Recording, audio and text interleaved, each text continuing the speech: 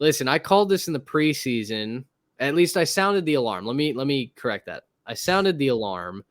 Garrett had the spine to call it outright. South Alabama runs roughshod over Oklahoma State, 33-7. Oklahoma State had 70 total yards at the half. And guys, the Oklahoma State quarterbacks, that's the issue for this team. Well, now they might have a defensive issue as well, but we knew the quarterback room was going to be the issue coming into the season. Combined, they played 3 quarterbacks. They go 16 of 35, 114 yards, and an interception.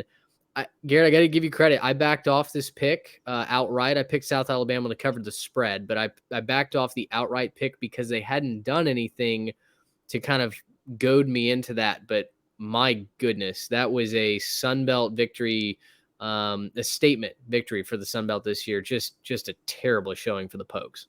Yeah, man, and I gotta say, first I'm gonna start off. My little sister goes to Oklahoma State.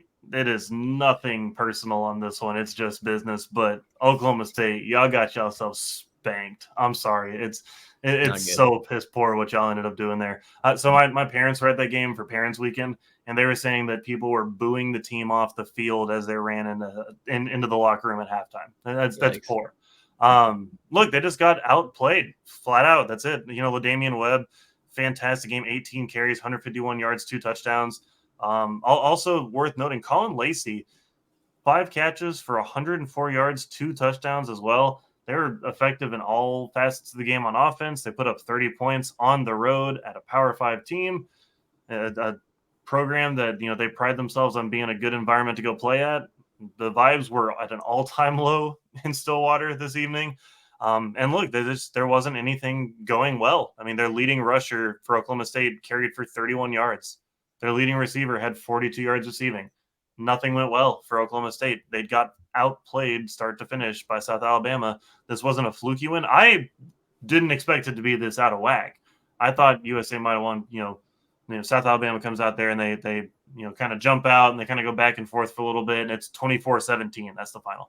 I would not have expected this big of a blowout. So hats off to South Alabama. Good job, guys.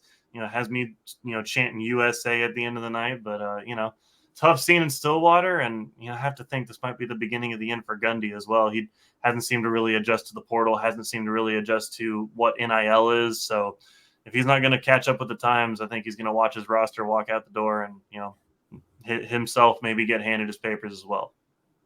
Yeah, certainly a low point for Mike Gundy. South Alabama only had to attempt 16 passes to shellac Oklahoma State in this way. So that's the only thing I have to add there. Just a terrible, terrible night in Stillwater.